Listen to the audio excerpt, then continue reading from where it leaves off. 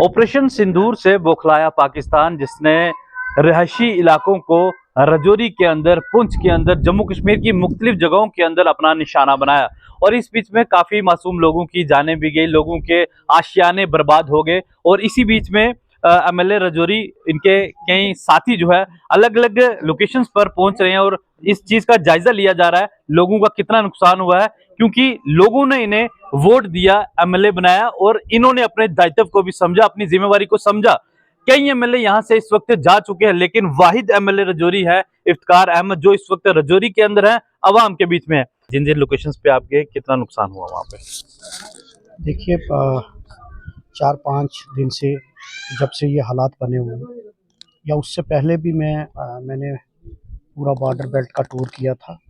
पहलगाम हमले के बाद जिस तरीके के हालात, और लोगों से बात की, लोगों को हौसला दिया, और पूरे मैंने बॉर्डर बेल्ट का पूरा टूर किया। उसके बाद जो हालात बने 3-4-5 दिन से, वो आपके सामने हैं। वो हालात हमने पहली बार देखे, खासकर शहर में।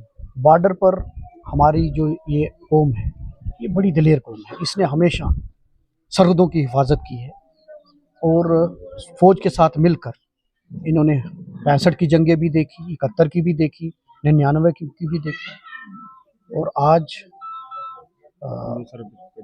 2025 में जो ये हालात बने, उसमें 13 लोग शहीद हो गए पुंछ में, और 4 लोग यहाँ रजौरी में शहीद हुए, लोग ज़ख्मी भी हुए।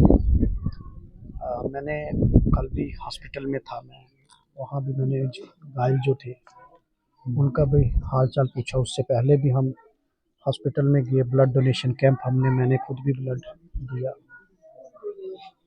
मकसद यही है कि लोगों के बीच रहना, उनके सुख दुख में शामिल होना, क्योंकि लोगों ने आज इस मुश्किल वक्त में हम सबको मिलकर, ज़ात बरादरी और मज़हब से ऊपर उठकर, हमें एज ए हिंदुस्तानी हमें इस वक्त मुल्क के साथ खड़े होना है। इस वक्त हम ना हिंदू की बात कर सकते हैं, ना मुस्लिम की बात कर सकते हैं, ना किसी पॉलिटिकल पार्टी की बात कर सकते हैं। इस वक्त अगर हमें बात करनी है तो एज इंडियन बात करनी है, और हमें एकजुट होकर हौसले के साथ, आज मैं जहां भी गया, नुकसान हुआ लेकिन लोगों में जज्बा था, परेशान जरूर थे लेकिन मायूस नहीं थे, और लोगों ने एक दूसरे के साथ मिलकर इस मुश्किल वक्त में एक दूसरे का साथ दिया। और मैं काफ़ी जगहों पर गया, रिलीफ कैंप हमारे हैं, वहाँ भी मैं गया, और मैंने लोगों से एक ही बात कहना चाहता हूँ आपके माध्यम से, कि मुश्किल वक्त है, हम सबको एकजुट होना है, और हमें दिल बड़े करने हैं, जिस तरह हमारे आबा अजदाद ने किए, हमारे बुज़ुर्गों ने किए। हमें एकजुट होकर इस मुश्किल वक्त के साथ लड़ना है। हमें डिस्ट्रिक्ट एडमिनिस्ट्रेशन की गाइडलाइन को फॉलो करना है, अफवाहों में नहीं आना है। दुश्मन की कोशिश होगी कि यहाँ हिंदू मुसलमान किया जाए, या मजहब के नाम पर लोगों को बांटा जाए। हमें एकजुट होकर डिस्ट्रिक्ट एडमिनिस्ट्रेशन, सरकार की गाइडलाइन को फॉलो करते हुए इस मुश्किल वक्त में हमें इकट्ठे होकर लड़ना है। एमएलए साहब, आपने डिफरेंट लोकेशंस पे विजिट किया है, लोगों का क्या कुछ नुकसान हुआ आपने असेस किया है, और जब हालात ठीक होते हैं, सुधरते हैं, आहिस्ते आहिस्ते पटरी पे आते हैं, तो उस वक्त इन लोगों के लिए क्या कुछ किया जाना है? खासतौर पर जो रेंज पाकिस्तान की बढ़ चुकी है, ये आगे भी बढ़ सकती है, क्योंकि पाकिस्तान जो है आप जानते हैं उसकी क्या है। तो लोगों के लिए कम्युनिटी बंकर हो, इंडिविजुअल बंकर, इन चीज़ों के लिए आप क्या करने जा रहे हैं?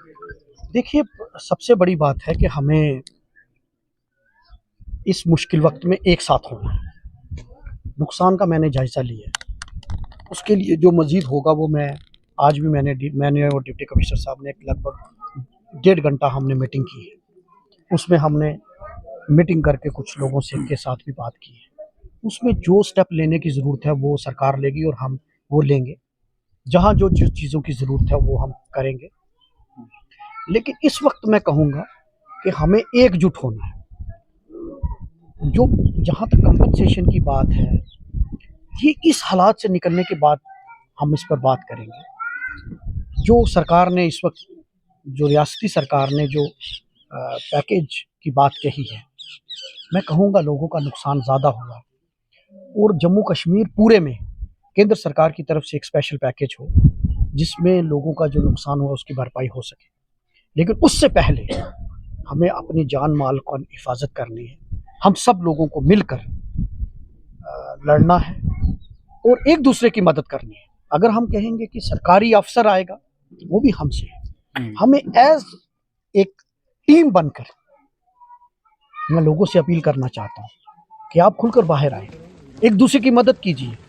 मुझे भी कहा गया कि आप चले जाओ, जम्मू चले जाओ, लेकिन मैंने कहा कि मैं अपने लोगों को छोड़कर कहाँ जाऊँगा, और लोगों के बीच में, और हमने एक दूसरे का हौसला बढ़ाना है, एक दूसरे की हिम्मत बढ़ानी है, एक दूसरे की हिम्मत बननी है। और इसी तरीके से मैं अपील करूंगा कि सबको मिलकर एक दूसरे की हिम्मत बनकर हमें सारा इस मुश्किल वक्त को फेस करना है। तो ये थे एमएलए रजौरी इफ्तिकार अहमद, जो इस मुश्किल वक्त में आवाम के साथ हैं और आवाम के बीच में जाकर उन्हें भरोसा दिला रहे हैं कि इंडियन आर्मी आपके साथ है, हम लोग आपके साथ हैं, आप बिल्कुल सेफ रहिए और तमाम एसओपीज़ को आप लोग फॉलो करें। हमारे साथ फॉर्मर सरपंच है, इनसे भी बात करेंगे। मैम, एमएलए रजौरी यहाँ पे इससे फार फ्लंग एरिया में पहुंचे जहाँ पे लॉस हुआ था और आप भी यहाँ पे पहुंची, पूरा गाँव है यहाँ पे, किस तरह का एश्योरेंस जो है दिया गया है इनकी तरफ से और लोगों का क्या कहना है? सबसे पहले मैं हमारे जो एक रजौरी के बहुत ही हॉनेस्ट ऑफिसर थे उनको मैं श्रद्धांजलि पेश करती हूँ। उन्होंने हर जगह लोगों के साथ खड़े रहे हैं। जम्मू कश्मीर पूरा उनको याद करेगा, उनकी शहादत को याद करेगा। और बाकी एमएलए साहब ने हर एक एरिया में विज़िट किए, चाहे वो दूर दराज बॉर्डर इलाके में, वहाँ तक विज़िट किया। चलो अल्हम्दुलिल्लाह लोगों को किसी के जानी नुकसान नहीं हुआ, फिर भी लोगों के अंदर एक जोश है, जज्बा है, जो हमेशा खड़े हैं, इस हमारे मुल्क के साथ खड़े हुए हैं। मैं अपनी यूथ से भी ये कहना चाहती हूँ कि अगर फ़ौजी सरहदों पे हमारी हिफाजत के लिए खड़े हुए हैं, हमें भी आगे आना चाहिए, हमें भी एक दूसरे की हेल्प करनी चाहिए। अगर किसी को कोई नुकसान है, वहाँ जाके हमें लोगों की हेल्प करनी चाहिए, हमें ब्लड डोनेट करना चाहिए, हमें फर्स्ट एड किट लेके पहुँचना चाहिए लोगों के पास। और जितने भी यूथ है उसको डट कर जो है जोश से पैनिक नहीं होना है और सबकी जो है हेल्प करनी है साथ में। और मैं एडमिनिस्ट्रेशन से भी यही कहना चाहती हूँ कि हमारे जो दूर दराज इलाके हैं जैसे बॉर्डर एरिया में, वहाँ पे लोगों को बंकर्स दिए जाएँ ताकि जहाँ भी कोई ऐसा भी बनता है तो वो अपनी हिफाजत कर सकें। ठीक, हमारे साथ गांव के एक बुजुर्ग भी हैं, इनसे भी बात करेंगे। बुजुर्ग को क्या कुछ कहना चाहेंगे? एमएलए साहब यहाँ पे पहुंचे, आपको एश्योरेंस दी जा रही है, आपको हर एक सुविधा देने की यहाँ पे इन्होंने जो है एश्योरेंस दिया है, क्या कुछ कहना चाहेंगे? सबसे पहले मैं तो वैसे ਤੁਹਾਨੂੰ ਇਹ ਗੱਲ ਦੱਸਣਾ मैं अपनी देसी हाँ, ਜ਼ਬਾਨ ਵਿੱਚ आप कीजिए। हाँ क्योंकि मैं उर्दू थोड़ा बोलना हाँ लेकिन ਉਸ ਦਾ ਮੈਨੂੰ ਬਣਨਾ ਨਹੀਂ ਗੱਲ। जी जी। मैं सब तो पहले ਤੁਹਾਡੇ इस चैनल ਦੇ जो भी ਤੁਹਾਡੀ इतनी बड़ी सब तो मैं ये गल कह रहा कि इतने बड़े इस पहाड़ी इलाके ਵਿੱਚ इस टाके ਵਿੱਚ इतनी बारिश ਵਿੱਚ ਜਿਹੜੀ ਬਾਰਿਸ਼ ਇਸ ਤੋਂ ਚੰਦ ਮਿੰਟ ਜਾਂ ਘੰਟੇ ਪਹਿਲੇ ਗੁਜ਼ਰੀ ਹੈ ਉਸ ਦਾ ਤੁਹਾਨੂੰ ਦੱਸ ਨਾ ਸਕਣੇ। इस एमएलए की जरूरत है। मैं इस तो पहले बड़े बड़े एमएलए आए, तकरीबन मेरी 60 साल उम्र है, उस तो पिछा 62 साल 63 साल उम्र चल रही है, तक लगे कितने एमएलए गुजरे मेरे नाल। लेकिन मैं हर एमएलए नाल कुछ नहीं मैं कह सकता। जो गुजर गया जमाना, किसी शायर ने आख्या गुजर गया वो वक्त जमाना, गुजर गई वो घड़ियां, जिधर गया सुलेमान पैगंबर नाल गई शाह परियां, पिछला वक्त गुजर गया। आने वाली गल मैं कर रहा, यह जरा मकामी ऐसे एमएलए नाल दिन ते दिन है, असी राती भी इंशाअल्लाह जदों हुक्म कर गए इस तो पहले भी अस इंशाअल्लाह नाल रहे हैं। मैं पीएचई का एक मुलाजम सा, उसले भी मुश्किल बहुत दो गुजरते आए साढ़े वर, लेकिन अल्लाह की करम नवाजी है। इतनी बरीकी नाल आन के लोगों ने माल दी, लोगों की औलाद दी, लोगों इतना बड़ा हौसला अफजाई करनी। एक पहला एमएलए है और पहली सरपंच है इत्थे दी जिसने इतनी जरूरत रखी है कुड़ी होने के नाते नाल। हर जगह हर इलाके विच ये लोग सारे नाल दौड़ देन।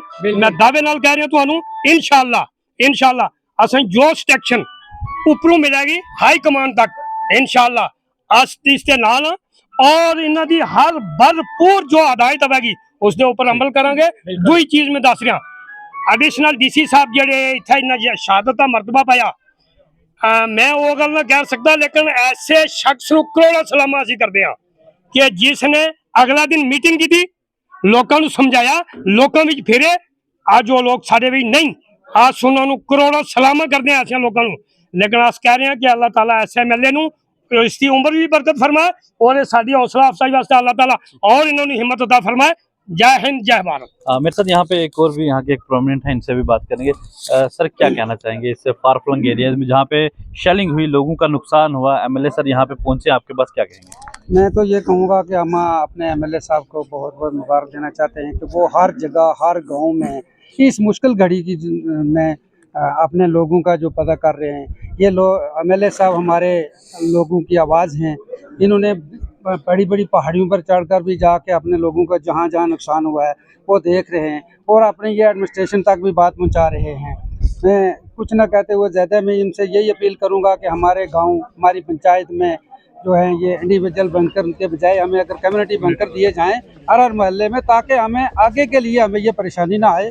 तो मैं बहुत बहुत शुक्रगुजार हूँ आपके चैनल का भी और एमएलए साहब का भी कि वो इस मुश्किल की घड़ी में हमारे पास आए।